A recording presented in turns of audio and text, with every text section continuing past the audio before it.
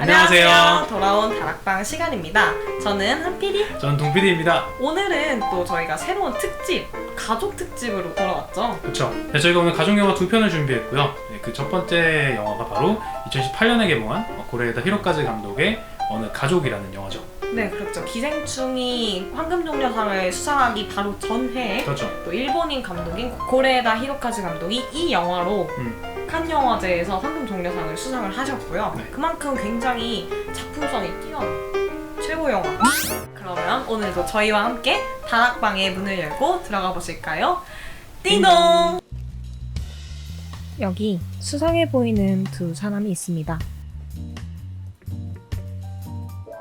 눈빛을 교환하며 은밀하게 행동하는 둘의 관계는 부자 관계인 것처럼 보이는데요. 아버지와 아들이 한패로 움직이며 도둑질을 하려는 것일까요?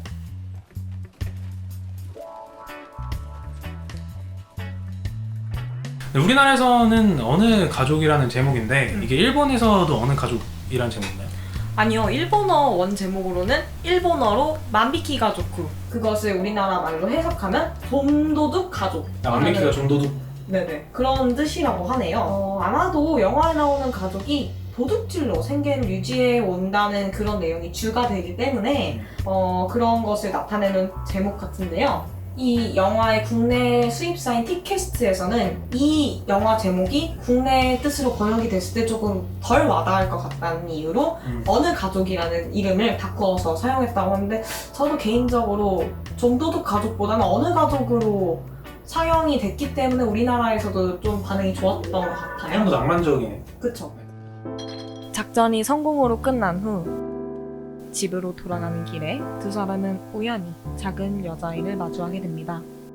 どうしたのママは 얼핏 보아도 학대를 당하고 있는 아이를 무시할 수 없었던 오사무와 쇼타는 소녀를 집으로 데려가기로 합니다. 하지만 이 작은 숙녀를 받아들이기에 오사무의 집은 이미 포화 상태였는데요. 가족의 엄마처럼 보이는 노부요와 하츠의 할머니, 할머니의 손녀인 아키까지 총 5명이 할머니의 연금으로 비좁은 집에서 생활하고 있었기 때문입니다. 가난한 이들에게 먹여 살릴 식구가 늘어나는 것은 반갑지 않은 일이었죠. 감독이 영화를 구상할 때 사실은 저희가 잘 알고 있는 2013년에 그렇게 아버지가 된다라는 작품에서 작품을 처음부터 구상을 그때부터 하고 있었다고 해요. 한 뉴스를 보고 이제 감독이 만들어야겠다 생각을 했었는데, 이미 죽은 부모님의 연금을 계속해서 속여서 타먹고 있었던 그런 뉴스를 한번 본 적이 있대요. 그래서 이 사건을 통해서 뭔가 이런 걸 만들어야겠다라는 생각을 좀 하게 됐고, 그러다 보니까는 감독이 이 영화 자체를 좀 사회의식적으로 좀 봐야 된다, 그런 영화다 라고 밝히게 된 것도 각각의 어떤 캐릭터 하나하나를 조망하는 게 아니라 그렇게 존재하는 가족, 그리고 그들을 둘러싼 사회, 이 관계를 좀 유심히 봐줬으면 좋겠다, 이런 얘기를 좀 하더라고요.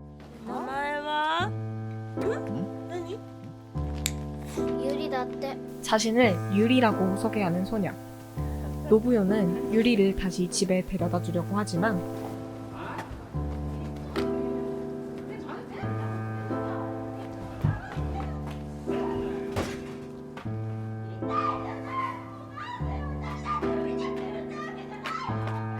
학대와 폭력이 가득한 집에 다시 유리를 몰아넣을 수 없었던 그들은 결국 유리를 식구로 맡기로 하고.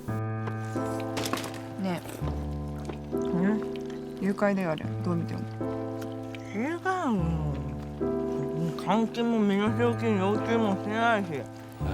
なぜそんなにも嘘を重ねる必要があったのか。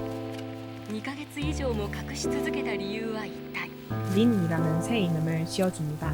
リン何する。違う。 이제 영화 속에서 주리가 린으로 바뀌어가는 과정 속에 이제 머리를 자르는 장면이 있잖아요. 네. 거기서 이제 이모 포지션을 맡고 있는 아키랑 이제 머리를 비교해보면서 너는 자연갈색이다, 뭐 예쁘다, 귀엽다, 뭐 이런 얘기를 하는 그런 장면들이 있었는데, 이제 절반만 대본을 주고 나머지는 다 애드리브로 이어져 왔다고 해요. 이제 어린 아이들이 많이 출연하는 영화다 보니까 이런 어린 배우들의 경우에는 현장감 있게 애드리브를 통해서 그 느낌을 살릴 수 있도록 좀 유도를 했다고 합니다.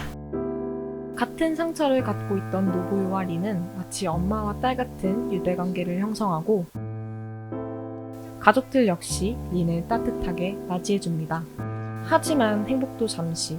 일용직 노동자로 일하던 오사무는 부상을 당해 더 이상 일을 할 수 없는 상태가 되어버리고 노부요 역시 근무하던 공장에서 해고당하게 됩니다. 한 번도 바다를 본 적이 없다는 린을 위해 가족들은 바다로 여행을 떠나는데요.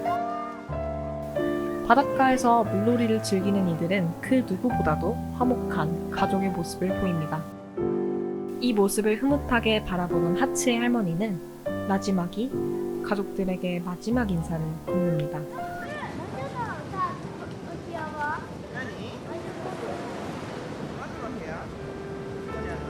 이 영화에서 키키키린이라는 대배우가 함께 네. 하는데요. 할머니. 이전에 바닷마을 다이어리에서도 나왔었고 고레에다 감독의 페르소나라고 할 수 있을 만큼 이 감독의 작품에 많이 등장을 하셨었고요. 실제로 이 영화가 개봉하기 직전 개봉할 즈음에 돌아가셨다고 해요. 특히 이 키키키린 배우가 마지막으로 이 영화에서 남기는 대사가 이제 입모양으로 그동안 고마웠어 이렇게 말하는 장면이 있는데 이거는 사전에 감독이랑 얘기를 했던 부분이 아니라 그녀 스스로 말을 했던 거래요. 그러니까 애드립. 감독이 애드립이었는데 감독이 그걸 편집하면서 발견하지 못했다면 그대로 그냥 묻힐 수도 있는 장면이었는데 이제 발견해내신 거죠, 이 장면을. 그래서 저희가 이 영화를 보면서도 채가 가족한테 하는 얘기일 수도 있는데 관계인 저희한테도 좀 하는 말인 것 같다고 느껴진 것 같아요. 할머니의 연금으로 살아가던 가족들은 할머니를 집 한켠에 묻어두고 그녀가 원래 어떤 사람이었다고 생각하기로 합니다. 점점 생활고의 압박을 느끼는 가족들. 막내인 린도 돈을 벌기 위해 오사무, 쇼타와 함께 도둑질을 배우기 시작합니다. 하지만 아직 미숙한 린의 실수로 인해 도둑질이 발각될 위기에 처하자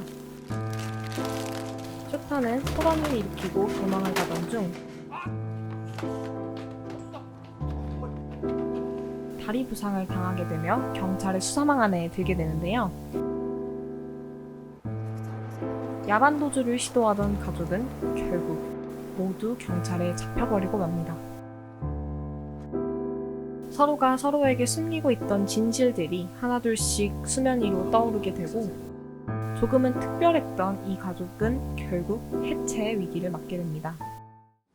子供2人はあなたのことなんて呼んでました？ママ？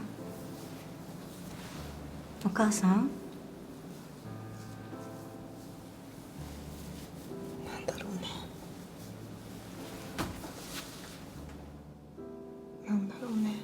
아, 지금 나오는 이 장면 정말 이 영화 통틀어서 최고의 명장면인 것 같아요. 그죠. 그래서 이 생각을 다 같이 생각하는데 이제 칸 영화제에서 이제 케이트 블란쳇이 이런 얘기를 했죠. 앞으로 영화에 우는 장면을 찍으면 무조건 안도 사쿠라를 따라한 거다. 이런 얘기를 했다고 할 정도로 이 우는 장면이 우리뿐만 아니라 많은 사람들에게 감동을 좀 줬다고 얘기를 하네요. 배우가 받을 수 있는 최고의 칭찬을 들은 것 같네요. 네. 네, 그리고 이 장면에 또 숨겨진 비하인드가 있는데요. 그 어린아이들의 감정을 이끌어내기 위해서 어느 정도 애드리브 상황을 연출했다라는 말을 아까 했었잖아요. 네. 이 장면 역시 애드리브가 상당히 많이 활용된 부분인데 대본에서는 어떤 질문들이 그렇게 많진 않았고 예를 들면은 아이들이 당신을 어머니라고 불렀나요? 이런 질문들 있잖아요. 이거는 현장에서 직접 감독이 스케치북에 쓴 질문들을 즉석에서 던지면서 안도 사쿠라라는 배우가 즉석에서 그 질문에 대한 대답을 하면서 반응을 이끌어낸 거라고 해요. 그러니까 그런 게 조금 더 몰입감을 주는 부분이 있었던 거죠. 이 가족은 과연 어떤 결말을 맞이하게 될까요?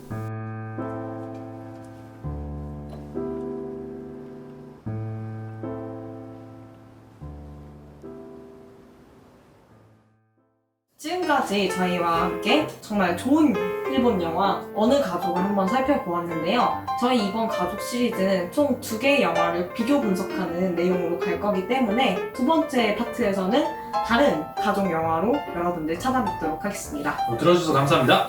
안녕! 안녕!